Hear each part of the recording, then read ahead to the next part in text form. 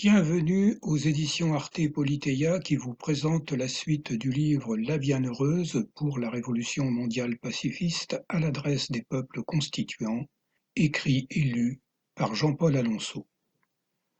Reprise du chapitre 4 intitulé Loi fondamentale de la Fédération française. Titre 7 Décentralisation et relocalisation. Article 110 Décentralisation. La décentralisation commence par la remise en confiance de chacune et chacun des Françaises et Français dans leur capacité personnelle d'évaluation et de prise de décision politique locale. Plus aucune direction centrale politique, médiatique, économique ou autre ne peut gouverner la France ou un seul de ses territoires ou départements. Plus aucune tutelle idéologique, capitaliste, socialiste ou autre ne peut gouverner la fédération ou un seul de ses territoires, départements ou communes. L'histoire française et mondiale doit être rétablie pour écarter l'idée qu'un pouvoir centralisé, tout-puissant, royal, aristocratique, impérial, monarchique ou technocratique ait pu faire dans le passé, fasse dans le présent ou fera dans le futur le bonheur d'un peuple. Les représentantes et représentants de la société civile, syndicats, associations de défense des droits de l'homme, de l'environnement, culturelle, religieuse, sportive, universitaire, etc., doivent participer à la gestion des collectivités territoriales en considérant que moins on donne de pouvoir à un corps et mieux la démocratie vivante fonctionne. Toutes les décisions politiques et administratives appliquées dans les collectivités territoriales doivent être prises par les représentantes et représentants locaux, comités, collèges, assemblées de citoyennes et citoyens, élus, femmes et hommes. Les institutions, académies, hautes écoles et organes divers, centralisés sous la Ve République, doivent être dupliqués dans chacun des départements-États de la VIe République. Toutes les localités territoriales sont placées sous contrôle populaire local par le double jeu du mécanisme électoral, parlementaire, locaux et de la décentralisation. Les administrations locales sont subordonnées à des conseils exécutifs populaires locaux sous la responsabilité des diverses assemblées locales élues démocratiquement. Les règles générales établies par le peuple législateur local doivent être enseignées aux enfants dans toutes les écoles et expliquées aux adultes. C'est à cette condition qu'elles peuvent être autre chose qu'un instrument de démagogie ou de dictature. Citation de Donnedieu de Vabre. Cette loi fondamentale est une boîte à outils placée sous la responsabilité du peuple souverain qui en est l'auteur et le gardien. Elle permettra aux peuples départementaux qui forment la nation française, à l'issue de débats démocratiques au sein des assemblées locales, d'écrire chacune leur constitution départementale et de réactualiser cette loi fondamentale. Article 111. Relocalisation. La relocalisation est le corollaire de la décentralisation. Elle consiste à développer dans toutes les localités territoriales, communes, départements, territoires, les éléments qui suivent. Le sentiment d'appartenir à une histoire et à un territoire. L'idée que ce territoire est notre plus grand bien qui doit être respecté. Des institutions et des organes locaux pour établir la sécurité, la sûreté, la justice, l'écologie, l'économie et la démocratie vivante dans chaque collectivité, société, association, corps de métier, services publics locaux. Les bonnes informations, la formation, les compétences et les capacités décisionnelles des populations locales. La production agricole vivrière, biologique, l'artisanat et les transports en commun, les échanges, l'entraide, la coopération et le partage locaux pour sécuriser socialement et économiquement les populations locales. Titre 8. Enseignement et recherche. Article 112. Orientation de l'enseignement. L'enseignement de l'économie doit réhabiliter Charles Gide et Jean-Baptiste Gaudin, théoriciens du coopératisme, le Britannique Arthur Cecil Pigou, inventeur du concept pollueur-payeur, la zoologiste et biologiste américaine Rachel Carson, première lanceuse d'alerte sur les pesticides, les auteurs du rapport Meadows, le Roumain Nicolae Georgescu Roegen, inventeur de la bioéconomie et du concept de décroissance. Mathis Fakir-Nagel et William Rees, inventeurs de l'empreinte écologique. La philosophie doit mettre à l'honneur des auteurs comme Ivan Illich, Jacques Ellul, Guy Debord, Herbert Marcuse, André Gorz, Arne Naess, inventeur de l'économie profonde, l'agrobiologiste Pierre Rabhi, Serge Latouche, des féministes ou écoféministes comme Carole Adams et Françoise Daubonne, Vandana Shiva, Caroline Merchant, Maria Niès. L'enseignement du droit doit faire des exemples de Donnedieu de Vabre, la juge d'instruction Eva Joly et du juge Jean-Pierre.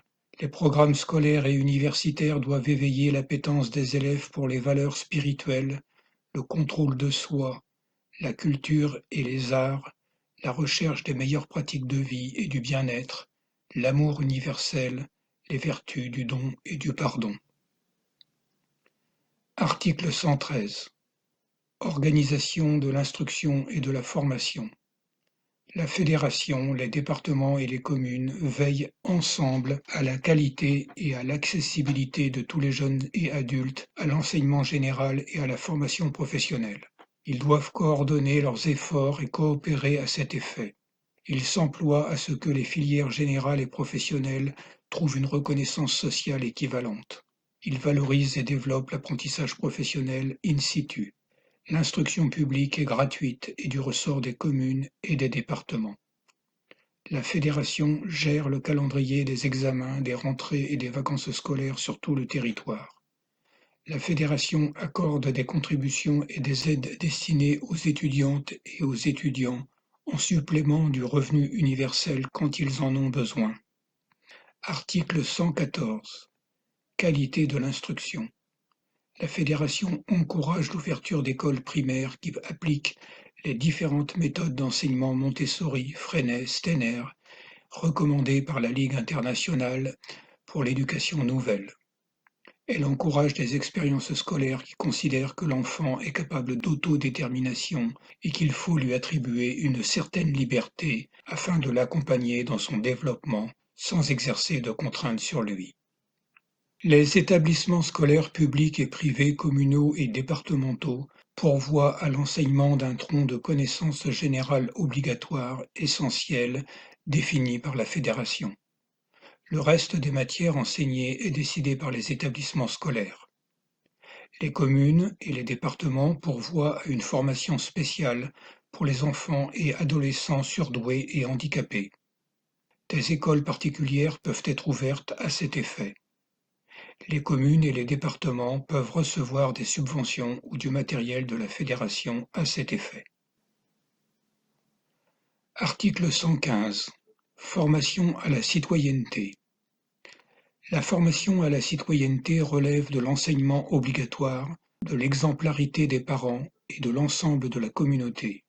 Des instituts départementaux d'administration sont créés pour former les jeunes et les adultes à devenir des citoyens capables d'occuper des responsabilités politiques dans toute la fédération. Article 116.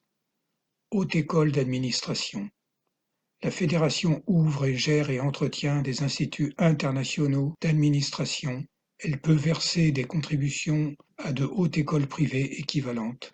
La fédération et les départements veillent à la qualité des hautes écoles, à l'égalité de l'accessibilité à ces écoles et de traitement des élèves. Article 117. Recherche fondamentale. Les conséquences de la pollution en général, l'écologie et les limites des ressources terrestres, de l'environnement et des climats doivent être pris en considération dans le développement de la recherche des technologies et de l'industrie. La fédération doit encourager la recherche fondamentale qui améliore la qualité de la vie et non l'obtention de confort et de profits financiers illusoires. La recherche de la durabilité des produits et l'augmentation de la qualité de l'environnement sont la règle à respecter. L'obsolescence programmée est strictement interdite. La recherche doit privilégier l'obtention du bien-être en limitant le développement des technologies nuisibles à la santé ou polluantes de l'environnement. La recherche doit trouver des solutions pour la dépollution de l'atmosphère, des eaux et des sols et l'exploitation des énergies renouvelables à très faible empreinte carbone. Elle doit développer les meilleures pratiques agricoles, diététiques et les médecines douces. La recherche linguistique, sociologique, philosophique, politique et toute autre science humaine qui participe à la paix sociale et à l'élévation spirituelle des esprits doivent être encouragées. La recherche doit réviser la langue française pour la compléter, écarter les anglicismes et les expressions violentes.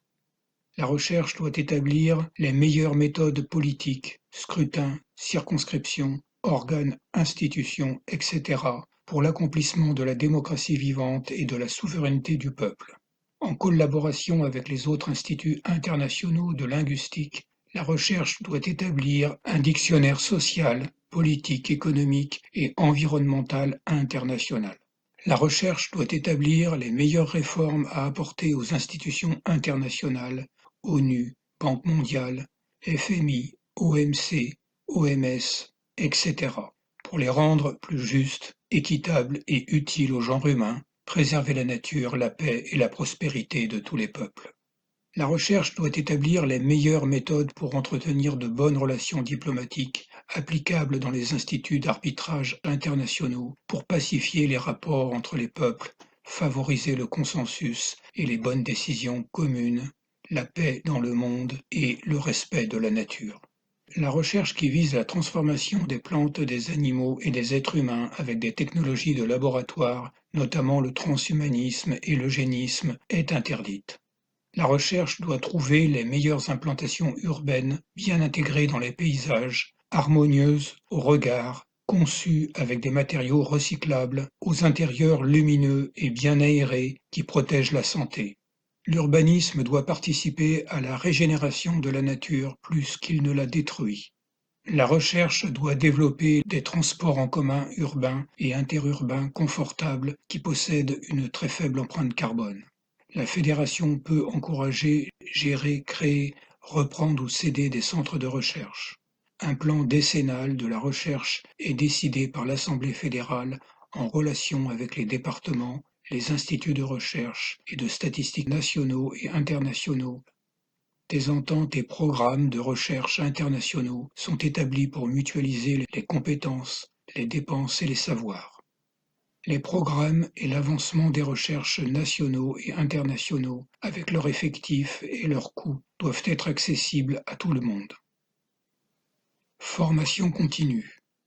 La Fédération encourage et fixe les principes applicables à la formation continue. La loi en fixe les domaines et les critères. Article 119. Sport. La formation sportive est une matière obligatoire durant toute la scolarité. Les étudiantes et les étudiants ont l'obligation de pratiquer un sport de leur choix dans une fédération. L'esprit de compétition sportif doit être remplacé par l'esprit d'équipe et de coopération. L'incitation à réaliser des performances en forçant au-delà de ses limites ou en absorbant des produits survitaminés ou dopants est interdite par la loi. Article 120. Culture et production culturelle. La culture et la production culturelle sont principalement du ressort des départements et des communes. Ces derniers doivent promouvoir et encourager l'expression artistique, notamment celle qui s'intéresse à la protection de la biodiversité. Ils doivent promouvoir et soutenir la production littéraire, cinématographique, théâtrale, musicale, picturale, architecturale ou toute autre forme d'expression culturelle française qui en aurait besoin. Toutes ces productions doivent respecter la morale fondamentale et la dignité humaine. Article 121. Langue. La langue officielle de la Fédération est le français. Les départements déterminent leur langue officielle, mais doivent enseigner le français en seconde langue. Les départements ont en charge la traduction des textes officiels de la Fédération dans leur langue. Afin de préserver l'harmonie entre les communautés, ils doivent prendre en considération les minorités linguistiques. La Fédération et les départements ouvrent plusieurs instituts linguistiques de langue moderne et ancienne et encouragent les échanges linguistiques entre les communautés. La Fédération encourage la diversité culturelle en soutenant les départements plurilingues. Article 122. Religion. Les enseignements religieux et la pratique des religions doivent être compatibles avec la loi fondamentale. Les religions qui proclament leur supériorité doctrinaire à la loi fondamentale doivent réviser leur doctrine sous peine d'interdiction dans les territoires. Les religions qui ne nuisent pas à l'ordre social sont autorisées sans aucune préférence ni discrimination. Les religions doivent favoriser l'éveil spirituel et le respect des autres croyances et non le repli communautaire. La fédération et les départements doivent encourager l'entente et les échanges interreligieux et veiller à l'égalité du traitement des cultes en leur donnant des édifices religieux et veillant au respect des diverses traditions religieuses. Elles doivent veiller au respect des athées, des agnostiques et des idées non religieuses en général, selon le principe de la laïcité. Titre 9. Économie. Article 123. Principes généraux.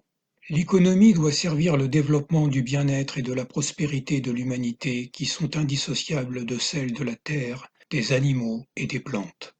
L'économie bien gérée doit abolir la malnutrition, le chômage, la pauvreté, l'ignorance, la pollution, la maladie, la violence, les prisons, les guerres, les déserts et le réchauffement des climats. La Terre est un espace clos et fini, aux ressources limitées, qui doivent être utilisées avec discernement pour éviter leur épuisement prématuré, la pollution injustifiée et le réchauffement des climats. La loi doit abolir la spéculation et les banques d'affaires et fixer les règles de l'économie en fonction de la disponibilité des ressources naturelles, de la situation environnementale et climatique mondiale. La monnaie doit être indexée sur la biocapacité terrestre. Toutes les communes françaises deviennent des villes en transition. La fédération légifère pour sauvegarder les intérêts de la nature et des populations en s'opposant à la publicité mensongère, au gaspillage pour faire des profits financiers, en incitant à consommer exagérément. La fédération doit encourager le développement des économies locales, banques, mutuelles, coopératives, artisanat, agriculture biologique, paysanne, arts et spectacles vivants. La fédération et les départements peuvent créer des services communs pour augmenter leurs compétences afin d'atteindre des objectifs économiques respectueux de l'environnement. La fédération et les départements légifèrent pour éviter la pollution de l'air, de l'eau, des sols, l'épuisement des terres, des espaces marins bioproductifs et le gaspillage des ressources fossiles non renouvelables. La loi interdit la conception, la production, l'approvisionnement et la vente de produits conçus sur le modèle de l'obsolescence programmée ou autres astuces pour réduire leur durée de vie et augmenter leur remplacement. Les produits doivent être conçus pour être réparés. La loi fixe les normes de construction du bâtiment et de l'équipement énergétique des locaux. La fédération adopte une économie circulaire, écologique, décroissante, économe en matières premières et en énergie. La fiscalité encourage la relocalisation de la production et de la consommation pour donner une occupation professionnelle à toutes et à tous, renforcer le lien social et la joie de vivre. La fédération et ses territoires informent les autres pays sur les risques qu'ils font courir à l'humanité en pratiquant une économie de type productiviste et consumériste. La fédération et ses territoires doivent soutenir, tant qu'ils peuvent, les pays qui ont besoin d'aide et de conseils pour adopter des principes économiques responsables. L'économie privilégie la mutualisation, l'usage collectif plutôt que la possession personnelle de biens, savoirs et espaces. Un revenu universel est versé aux étudiantes et aux étudiants et aux personnes sans emploi ou retraite. Pour limiter la capitalisation individuelle et les inégalités de richesse, le revenu annuel, toutes ressources confondues, ne doit pas dépasser 10 fois le revenu universel fixé par la Fédération. La Fédération assure une juste répartition des ressources, des charges, des impôts et des dépenses et établit un même niveau de richesse entre les départements. Les départements assurent une juste répartition des ressources, des charges, des impôts et des dépenses et établit un même niveau de richesse entre les communes. Article 124. Notion du travail. Le travail doit être vécu comme un moyen de se réaliser individuellement et socialement. Le travail doit être vécu comme une récompense qui assure notre entretien, notre équilibre, notre protection et notre bien-être. Le travail ne doit pas être considéré comme étant un moyen pour s'enrichir ou pour exploiter autrui. Le machinisme de production doit être utilisé judicieusement pour ne pas retirer le travail manuel à celles et ceux qui en ont besoin. Le machinisme de production, gros consommateur d'énergie, doit faire l'objet d'une étude d'empreinte carbone par les bureaux d'études compétents et être soumis à une commission d'enquête avant d'être appliqué sur une chaîne de production. Le machinisme productiviste et le dumping social pour obtenir des produits à bas coût sont interdits pour toutes les entreprises françaises implantées en France ou dans les autres pays. Sur ces considérations, tous les paysans, artisans et entrepreneurs doivent avoir accès au crédit pour développer leur activité. Article 125. Production de biens et de services. Les industries doivent impérativement concevoir des modes de production respectueux de la santé des travailleurs, des travailleuses et de l'environnement, et des produits utiles et durables qui ont une faible empreinte environnementale. La production industrielle de masse en série, gourmande en énergie et en transport, doit être remplacée autant qu'il est possible par une production artisanale locale. Article 126. Apprentissage. L'apprentissage des métiers en relation avec l'écologie, la culture, les arts, l'artisanat, la diététique, la santé et le bien-être doit être encouragé. Article 127. Interdiction du dumping social. La délocalisation des industries et des entreprises de services, la sous-traitance des emplois dans les autres pays est interdite par la loi, sauf pour celles qui appliquent la réglementation française et qui produisent directement pour alimenter le marché du pays où elles sont implantées. Les entreprises étrangères qui produisent en France ne doivent pas concurrencer les nôtres, doivent réserver leur production à la France et respecter la réglementation française. Aucune entreprise publique ou privée ne peut s'installer dans un autre pays pour violer, contourner le droit du travail, le droit social et le droit environnemental en vigueur en France. La délocalisation d'emplois numériques dans un autre pays pour des services rendus à la France est interdite par la loi. Article 128. Économie circulaire. Tout producteur et productrice de biens et de services indépendants, artisans ou industriels doit produire en respectant les règles de l'économie circulaire suivantes depuis la conception du produit ou du service en bureau d'études jusqu'à leur fin de vie. Ils doivent rechercher l'efficacité, la durabilité et un faible impact environnemental des produits et des services. Ils doivent prévoir leur faible empreinte environnementale dès la fabrication. Prévoir durant leur usage leur faible consommation en énergie, électrique, combustible, etc. Prévoir la limitation des transports de marchandises et des personnes. Limiter l'utilisation des matières premières non renouvelables. Supprimer les matières plastiques et les produits faits avec du pétrole. Fabriquer et consommer localement. Concevoir des produits en privilégiant leur durée de vie. Prévoir la réutilisation des composants des produits en fin de vie. Prévoir l'entretien et la réparation des produits dans les ateliers du fabricant. Article 129. Label éco-responsable. La loi doit définir des labels pour prévenir les consommateurs de l'empreinte environnementale des produits et des services, à l'identique du label agriculture biologique, pour écarter les produits nocifs et privilégier la consommation de produits respectueux de la santé, de l'environnement et des climats. Article 130. Collecte des déchets, tri et recyclage. Une grande sensibilisation des populations à l'écologie et aux limites terrestres doit être menée dans toutes les communes. Les communes doivent prévoir les méthodes et les installations pour faire le tri, le recyclage ou le réemploi des déchets. La collecte des ordures et des déchets doit être faite par les services communaux et non les particuliers pour éviter la multiplication du transport. Les sacs en plastique sont interdits à l'usage et pour la collecte.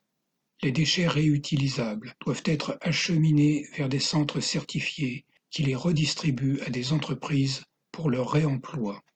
Aucun objet efficace ne doit être abandonné par son propriétaire. Les communes doivent organiser des lieux de dépôt et d'échange pour leur réutilisation. Article 131. Compostage et exposition. Tous les déchets organiques doivent être compostés et non pas jetés aux ordures dans des sacs. Les communes doivent ouvrir des lieux de compostage dans les jardins communaux individuels et partagés pour que les particuliers puissent déposer leurs déchets organiques. Tous les jardiniers doivent prévoir un compostage végétal. Pour des raisons sanitaires, les déchets organiques animaux doivent être séparés des déchets organiques végétaux et être reconditionnés pour l'alimentation des animaux carnassiers, familiers ou exposés pour les animaux sauvages. Article 132. Produits toxiques et de synthèse. Les produits toxiques doivent être remplacés par des produits non toxiques, naturels, écologiques, et les matières non renouvelables remplacées par des matières renouvelables. Les molécules de synthèse doivent être remplacées autant que possible par des molécules naturelles pour éviter la production en laboratoire. Article 133. Économie collaborative. La loi encadre les règles de l'économie collaborative. Étant donné que l'impact environnemental le plus important d'un produit survient lors de sa fabrication, il est préférable, par exemple, de louer ou partager l'usage d'une voiture en covoiturage ou d'une perceuse en la louant que d'acheter individuellement des voitures ou des perceuses. Article 134. Augmentation de la biocapacité. La fédération, les départements et les communes doivent augmenter la biocapacité terrestre en dépolluant les océans, les sols et les terres agricoles. Elles doivent reverdir les zones désertiques arides en les irriguant. Elles doivent dépolluer les sols désaffectés et les ressources d'eau douce contaminées. Elles doivent mettre en place des moyens de décontamination de l'eau et installer des réseaux de distribution d'eau potable et des canaux d'irrigation des cultures. Les départements doivent réaliser un rapport sur l'évolution de la biocapacité de leur territoire selon un format fourni par la fédération. Article 135. Activités économiques publiques et privées. La fédération légifère sur l'exercice des activités économiques privées en plus des activités publiques qui sont de son ressort. Elle veille à créer un espace économique le plus autosuffisant possible dans chaque département pour limiter les transports et les risques de pénurie.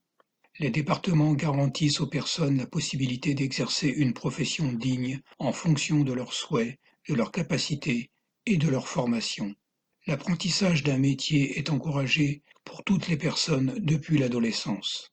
Les paysans doivent avoir accès au crédit bancaire solidaire pour développer leur activité ou constituer une association pour le maintien d'une agriculture biologique, paysanne ou AMAP avec leur clientèle pour bénéficier d'une avance de trésorerie. Les AMAP doivent établir un contrat type défini par la loi.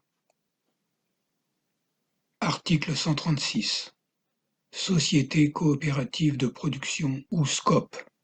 Toutes les entreprises commerciales, industrielles, artisanales, de services ou certaines professions libérales réglementées, architectes, géomètres, etc., doivent adopter ou se réorganiser en sociétés coopératives de production. La SCOP comprend deux types d'associés, ses employés et associés externes pouvant être des personnes physiques ou des personnes morales. Tous les membres de la SCOP possèdent au moins 51% du capital social. Les salariés détiennent 65% des droits de vote au conseil d'administration et peuvent participer à la direction. Tous les salariés et associés, direction comprise, possèdent un même droit de vote au conseil d'administration, indépendamment du capital social qu'ils détiennent. Les bénéfices doivent être redistribués en 3 parts. Premièrement, une part pour tous les salariés qui complètent leur rémunération sous forme de participation et d'intéressement, 40% au minimum. Une part pour les salariés et associés sous forme de dividendes, 10% au minimum. Une part pour les réserves de l'entreprise, 40% au moins. La SCOP est exonérée de la contribution économique territoriale. Les statuts juridiques de la répartition des bénéfices et les exonérations fiscales des SCOP doivent être définis par la loi. Réseau bancaire solidaire. Ce réseau comprend 102 banques centrales solidaires départementales et une banque centrale solidaire fédérale qui appartiennent au peuple français. Ces banques solidaires sont autogérées en coopérative. Chaque enfant possède une part du capital de la banque de son département dès sa naissance. Chaque citoyenne et citoyen peut acquérir des participations supplémentaires sous forme d'actions dans les autres banques départementales et la banque fédérale. Le peuple français reçoit les bénéfices de ces banques chaque année sous forme de dividendes. La Banque fédérale écrit le budget de la fédération et sa répartition entre les banques départementales. Article 138. Budget annuel. La loi de finances fédérale qui valide le budget annuel de la fédération doit être approuvée par 60% des assemblées législatives. Cette loi fixe les fourchettes que doivent respecter les banques départementales en matière de taux de fluctuation de la monnaie autour d'un cours pivot, les règles interbancaires, les taux de change monétaire départementaux et internationaux, les grands investissements nationaux, les règles bancaires de la coopération internationale et le taux d'endettement accordé aux banques départementales et à la Banque fédérale. Article 139. Gestion des finances. La fédération équilibre ses dépenses. Les budgets annuels des banques départementales doivent respecter les critères de la loi de finances fédérale. Les lois de finances annuelles des banques départementales doivent être approuvées par 60% des assemblées législatives départementales. Des péréquations budgétaires sont appliquées pour les départements qui en ont besoin. Article 140. Budgets quinquennaux. Les budgets quinquennaux planifient les dépenses des institutions publiques et des grands investissements publics sur une période de 5 ans. Le budget quinquennal fédéral est établi par l'Assemblée législative fédérale. La loi de finances quinquennale fédérale doit être approuvée par 60% des assemblées législatives départementales. Les budgets quinquennaux départementaux sont établis par leurs assemblées législatives départementales respectives. Les lois de finances quinquennales départementales doivent être approuvées par 60% de leurs assemblées législatives respectives. Article 141. Banque solidaire. Les banques solidaires pratiquent 3 fonctions de base socialement utiles. Elles gardent à l'abri l'argent et les valeurs de ses clients tout en les tenant à leur disposition. Elles prêtent l'argent des épargnants aux investisseurs pour développer des activités éco-responsables et solidaires sur le marché primaire. Elles peuvent revendre sur le marché secondaire de la fédération les créances précédentes moyennant un escompte pour reconstituer leurs liquidités. La Banque centrale fédérale peut effectuer des transactions avec certaines banques et sur des titres internationaux qui offrent des garanties. La Banque fédérale peut autoriser les banques départementales à effectuer des transactions avec certaines banques et sur certains titres internationaux qui offrent des garanties. Article 142. Limitation de l'activité bancaire. L'activité des banques dites systémiques, dont la faillite a des effets catastrophiques sur l'économie réelle mondiale, sont interdites. La loi interdit la collaboration des banques systémiques avec les banques solidaires françaises. Aucune banque solidaire française ne peut pratiquer la spéculation financière. Les banques d'affaires françaises doivent se convertir en banques de crédit ou disparaître. Article 143. Limitation de l'achat de titres. L'achat de titres français ou d'un autre pays est encadré par la loi. Nul ne peut investir dans des titres de sociétés qui produisent de l'armement ou qui ne respectent pas l'écologie, les travailleurs et les droits fondamentaux en général. L'achat de titres doit aller en priorité aux sociétés françaises. Article 144. Masse monétaire. La masse monétaire est égale à l'ensemble des monnaies, valeurs et titres de la fédération pouvant être utilisés comme moyen de paiement. La masse monétaire de la fédération doit être égale aux réserves de métaux précieux, or et argent, détenues par toutes les banques de la fédération. La masse monétaire d'un département doit être égale aux réserves de métaux précieux, or et argent, détenues par sa banque centrale départementale. Article 145. Monnaie et trésor. La législation sur la monnaie relève de la Fédération. La Fédération sort de la zone euro et reprend la monnaie nationale du franc.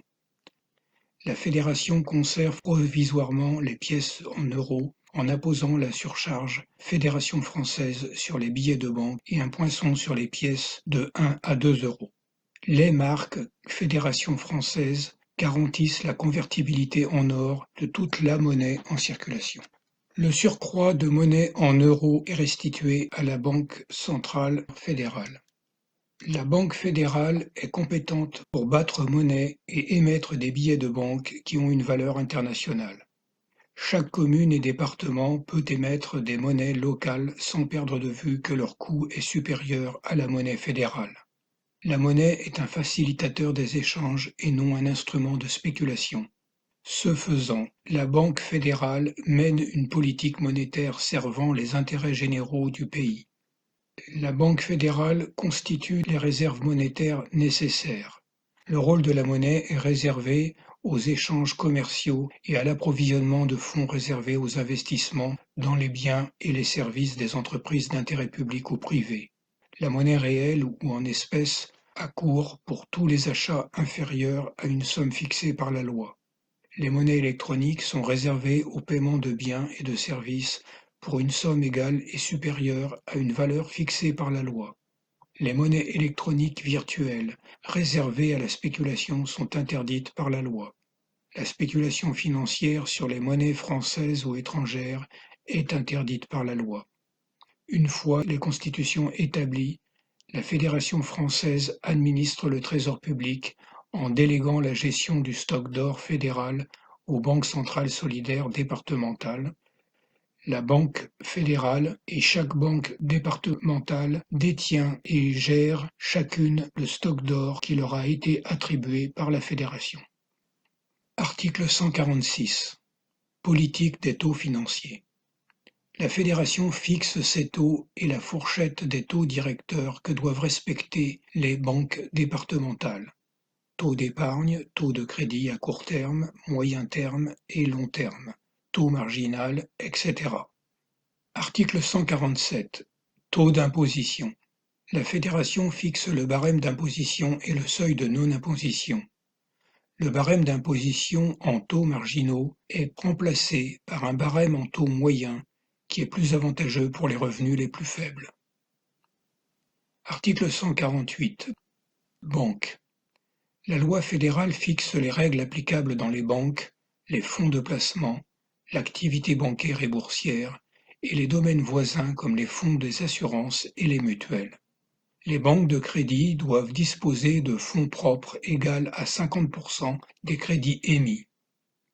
L'évasion fiscale qui ampute les rentrées fiscales des départements et de la Fédération est interdite par la loi. La titrisation est interdite par la loi. La Fédération fixe les règles applicables dans les activités financières suivantes. Les taux de crédit et les taux directeurs entre banques. La parité des monnaies étrangères vis-à-vis du franc. La taxation des opérations de change. La convertibilité du franc en or. Les quantités de monnaie émises et en circulation. L'usage de la monnaie et de la gratuité. La régulation des marchés financiers. Les monnaies locales. Tout détenteur de titres immatériels selon la loi du 30 décembre 1981 doit pouvoir imprimer un certificat matériel papier attestant qu'il possède des propriétés immatérielles. Le format de ce certificat est inscrit dans la loi. Poids carbone des produits. Le poids carbone des produits manufacturés faits en France ou importés doit être calculé et présent sur les produits manufacturés. Article 150. Biocapacité. La biocapacité terrestre et de chaque territoire doit être calculée. Article 151. Empreinte écologique. L'empreinte écologique des entreprises et des particuliers doit être calculée. Article 152. Monnaie carbone. Une monnaie carbone doit être créée pour que les particuliers apprennent à respecter la biocapacité terrestre. Plus aucun particulier ne doit pouvoir dépasser les limites que nous impose la biocapacité disponible. Des sanctions exemplaires doivent être appliquées aux fraudeurs. Article 153. Bourse carbone. La Fédération doit délivrer des quotas carbone aux grandes entreprises et créer une bourse carbone pour faire un contrôle des échanges de quotas. Plus aucune entreprise ne doit pouvoir dépasser les limites que nous impose la biocapacité disponible. Des sanctions exemplaires doivent être appliquées aux responsables des entreprises qui fraudent. Article 154. Politique structurelle. La Fédération peut soutenir les régions géographiques ou les départements menacés économiquement et promouvoir des secteurs économiques et des professions pour sauvegarder les intérêts des territoires. Elle peut à ce titre déroger au principe de la liberté économique. Politique économique extérieure. La Fédération veille à la sauvegarde des intérêts de l'économie française dans les autres pays. Elle peut prendre des mesures afin de protéger l'économie française en dérogeant au principe de la liberté économique. Dumping social, concurrence et monopole. La loi interdit le dumping social, le monopole du marché, les prix abusifs, la concurrence déloyale, l'importation de produits qui concurrencent des produits équivalents fabriqués localement. La Fédération peut aider financièrement les entreprises d'intérêt public à maintenir l'activité locale, éviter la pénurie d'emplois, la paupérisation et la perte de cotisations sociales.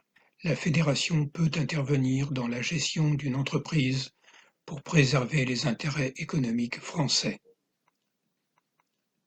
Titre 10. Restrictions économiques et sociales.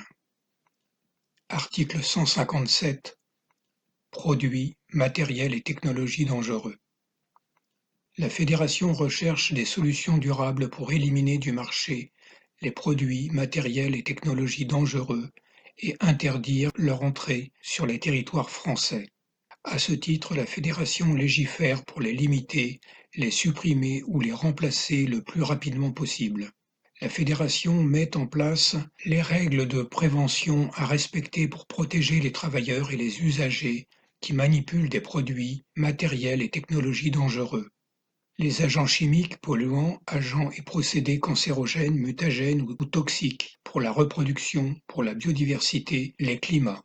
La Fédération consulte les associations de consommateurs et les experts indépendants et prend en compte les données des hôpitaux et des praticiens de santé qui révèlent des accidents, des maladies ou des contaminations provoquées par les produits matériels ou technologies dangereux.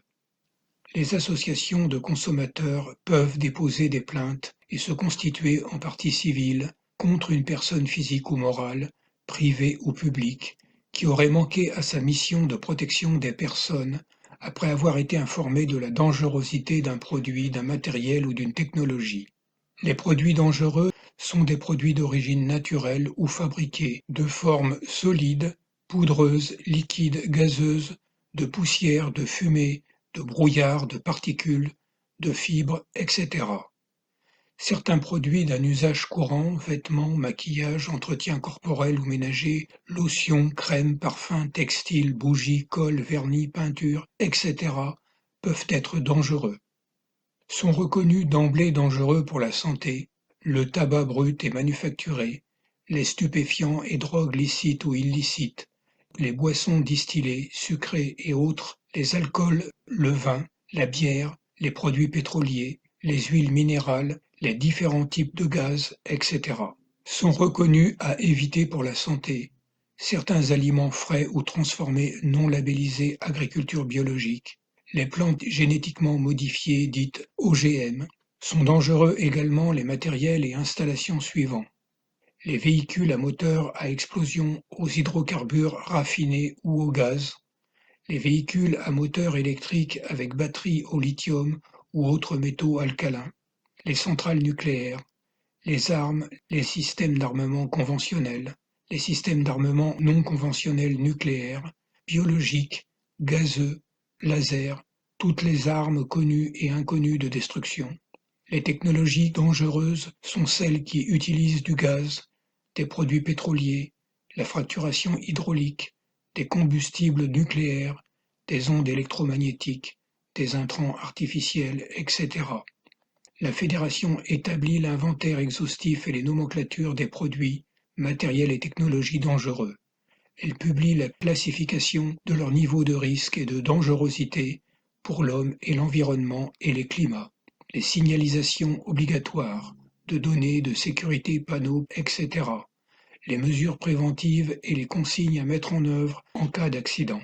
La Fédération met en place les taxes et une imposition adaptée pour pallier aux dommages que peuvent causer les technologies, les produits, les matériels et les installations dangereux, dans la mesure où elle ne peut pas, pour des raisons sociales ou économiques, les supprimer dans l'immédiat.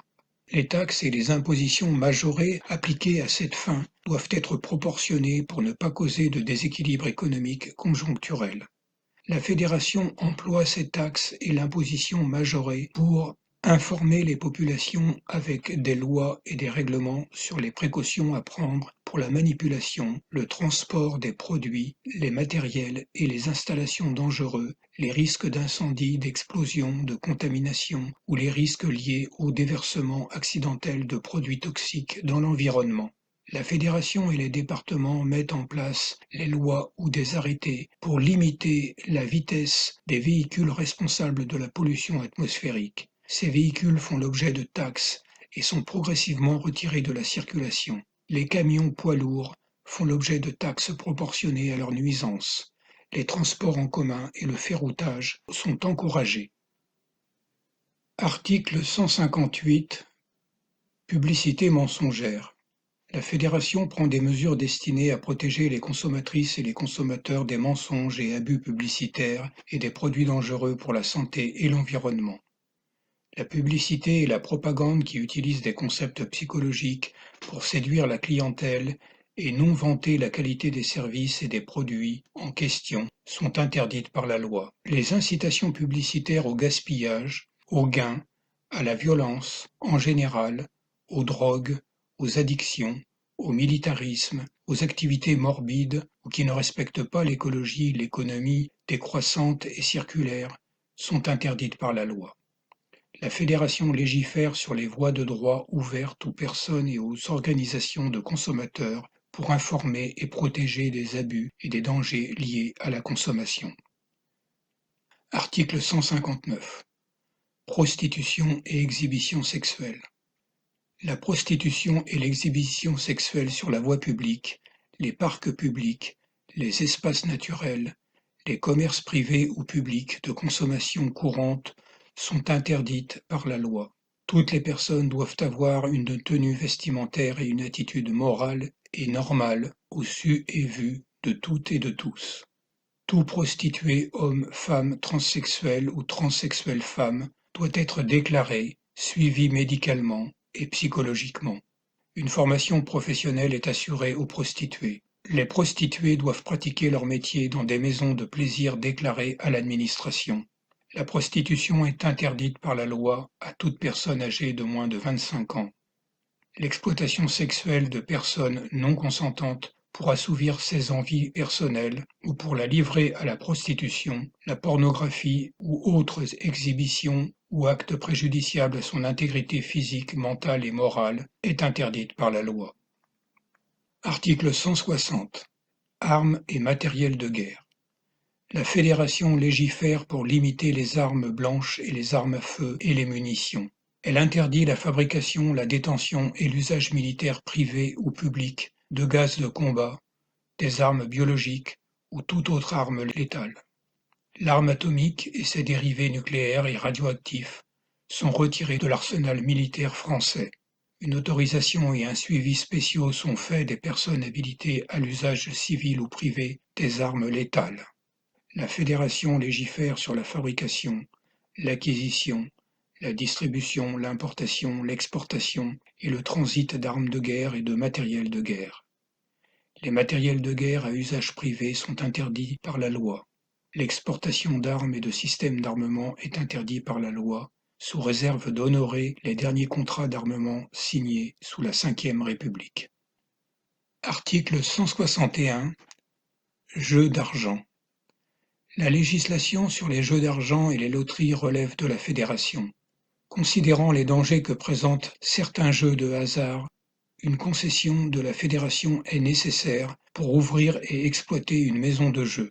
L'homologation des machines à sous, la réglementation des jeux d'argent, des jeux sportifs ou d'adresse qui permettent de réaliser des gains sont du ressort de la Fédération. La Fédération prélève un impôt sur les recettes des maisons de jeux qui est versé aux services d'entraide ou de santé publique. Je vous remercie pour votre attention.